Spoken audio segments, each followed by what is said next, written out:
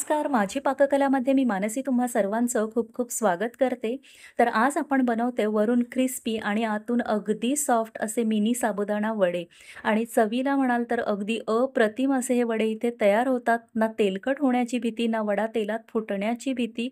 खूपच भारी असे हे वडे तयार होतात आणि अगदी झटपट तयार होतात. कारण आज हे वडे आपण बनवतोय अप्पे पात्रात.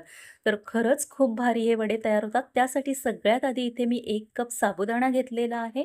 आता हा आपल्याला स्वच्छ 2 वेळा धुवून घ्यायचा आहे. म्हणजे म्हणजे थोडंसं काही वरती स्टार्च जे असतं ते निघून जातं. तर इथे 2 वेळा मी स्वच्छ धुवून घेतलेला आहे. आता ज्या कपाने मी साबुदाणा मोजून घेतलेला त्याच कपाने 1 कप इथे पाणी घेतलेलं आहे आणि साबुदाणा भिजेल इतपतच आपल्याला इथे पाणी घालायचं आहे. त्यावर पाणी आपल्याला जास्त घालायचं नाहीये. फक्त साबुदाणा इथे भिजला गेला पाहिजे इतकंच पाणी घालायचं आहे. तर मी 1 कप पाणी घेतलेलं, त्यातलं फक्त अर्धा कप इथे पाणी मला लागलेलं आहे. आता यावर झाकण ठेवून रात्रभर भिजवून घ्यायचा किंवा कमीत कमी 3 ते 4 तास साबुदाणा भिजवून घ्यायचा. तर इथे मी रात्रभर भिजवून घेतलाय. उपसून घेते आणि किती छान साबुदाणा आपला भिजला गेलाय बघा. हे बघा सहज इथे दबला जातोय म्हणजे छान आपला साबुदाणा भिजला गेलेला आहे.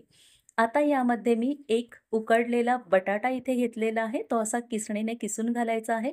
तर 1 कप साबुदाण्याला इथे मी मीडियम साइजचा हा एक बटाटा घेतलेला आहे, बॉईल करून आणि तो असा किसणीवर किसून घेतलाय. आता बाकीचे जिन्नस यामध्ये ॲड करूयात. आता यामध्ये जाईल 1 चमचा जिरं. त्याचबरोबर 3 इथे मी मिरच्या घेतलेल्या आहेत, हिरव्या मिरच्या त्या अगदी बारीक चिरून घेतल्यात. मिरच्यांचं प्रमाण आपण आपल्या आवडीनुसार कमी जास्त करू शकतो. त्याचबरोबर इथे मी थोडीशी कोथिंबीर देखील घेतलेली आहे. ही अगदी ऑप्शनल आहे. तुम्ही जर का उपवासाला कोथिंबीर खात नसाल तर स्किप केली तरीही चालेल. त्याचबरोबर चवीनुसार मीठ घातलेलं आहे. 1 चमचा मीठ घातलंय आणि 2 मोठे चमचे इथे मी दाण्याचं कूट घातलेलं आहे. आता हे सगळे जिन्नस व्यवस्थित असे एकजीव करून घ्यायचे आहेत. अगदी छान इथे मूठ वळली जाते म्हणजे सगळे घटक आपले अगदी व्यवस्थित इथे पडले गेलेत. आता इथे आपण वडे तयार करून घेऊया. तर इथे आपण अप्पे पात्रामध्ये वडे करतोय त्यामुळे साईज थोडीशी छोटी घ्यायची आहे. आपण जशी टिक्की बनवतो किंवा जे आपले वडे असतात त्याच टाईपचे इथे हे वडे आपण तयार करून घेणार आहोत. तर इथे आता मी माझं अप्पे पात्र 7 खाणाचं आहे. थोडं छोटं आहे त्यामुळे मी 7 वडे इथे तयार करून घेणार आहे. तर हे बघा इथे अशा पद्धतीने आधी गोलाकार बनवून नंतर त्याला हलकासा दाब देऊन टिक्कीसारखा शेप आपल्याला तयार करून घ्यायचा आहे. तर इथे मी 7 वडे हे तयार करून घेतलेले आहेत. दुसरीकडे मी अप्पे पात्र देखील गरम करत ठेवलेलं आहे. तर या साइजचे वडे इथे तयार करून घ्यायचे आहेत. आता इथे मी तूप घालते. तुम्हाला तेल किंवा तूप जे काही आवडत असेल ते तुम्ही घेऊ शकता. मी इथे तुपाने करणार आहे, तर तूप घेतलेलं आहे. तूप तापलं की यामध्ये सगळे वडे आपण लावून घेणार आहोत. तर इथे आता सगळे वडे मी लावून घेते आणि आता वरनं परत फक्त हलकंसं तूप याला लावून घ्यायचं आहे. फार तूप घ्यायचं नाहीये आपल्याला. थोडंसं वरनं तूप इथे मी लावून घेते प्रत्येक वड्याला आणि आता 3 मिनिटांसाठी झाकण ठेवून याला छान वाफवून घेणार आहोत आपण.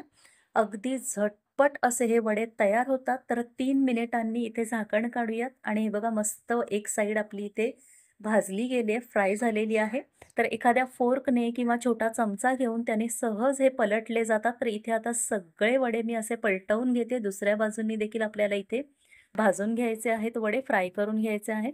तर हे बघा सगळे वडे मी इथे पलटवून घेतलेत आणि आता परत फक्त 2 मिनिटांसाठी इथे मी झाकण ठेवणार आहे आणि वडे आपले पुन्हा इथे भाजून घेणार आहे. तर हे बघा 2 मिनिटांनी काय रंग आलाय वड्यांना आपल्या. खूपच भारी असे वडे इथे दिसतायत आणि मी ना आता पुन्हा फक्त 1 मिनिटांसाठी पलटवून घेते कारण मला ना क्रिस्पी वडे खूप आवडतात. नाही केलेत तरी चालेल, पण इथे मी 1 मिनिटासाठी पलटवून घेते आणि आता झाकण वगैरे काही ठेवणार नाहीये. लगेचच 1 मिनिटात हा वडा इथे मी काढून घेणार आहे डिशमध्ये. तुमचं जर का अप्पे पात्र मोठं असेल, जास्त खणांचं असेल, तर खूप पटापट असे हे वडे इथे तयार होतात आणि खूप भारी असे होतात. बाकीचे वडे देखील मी करून घेते आणि इथे अशा पद्धतीने मी सगळे वडे करून घेतलेले आहेत. तुम्हाला एक वडा इथे मी तोडून देखील दाखवते आणि हे बघा काय भारी मस्त आतपर्यंत अगदी छान शिजला गेला आणि मऊ लुसलुशीत असा हा वडा आपला तयार झालाय. तर वरनं क्रिस्पी आणि आतून अगदी सॉफ्ट असे हे वडे तयार झालेत. तर ह्या श्रावण मासात एकदा नक्की करून पहा. व्हिडिओ आवडला असेल तर व्हिडिओला प्लीज लाईक आणि शेअर करा. त्याचबरोबर प्लीज फक्त व्हिडिओ बघून पुढे जाऊ नका, तर सबस्क्राईब करायला मात्र विसरू नका. पुन्हा भेटू अशाच एका छानशा आणि नवीन रेसिपीसोबत. तोपर्यंत टाटा. Bye bye.